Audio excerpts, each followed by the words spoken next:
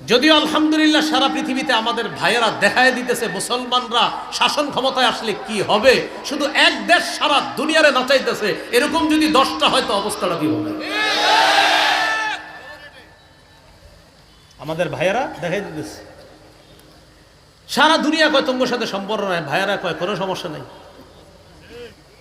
এখন যারা কইছে সম্পর্ক রাখবো না, হেরাই কয় আসসালামু আলাইকুম হুজুর ভালো আছেন।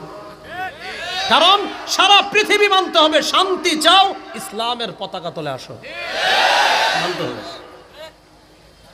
এটা আমাদের ভাইরা দেখাই দিতেছে। এছাড়া আমাদের মুসলমানরা যে যেখানে আছে, একজন আছে মাশাআল্লাহ আরবে বৈশা রয়েছে, উনি বুঝায়, উনি অনেক কিছু করবে।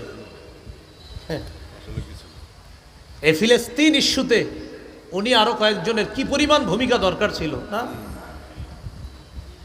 এগুলার ভূমিকা এক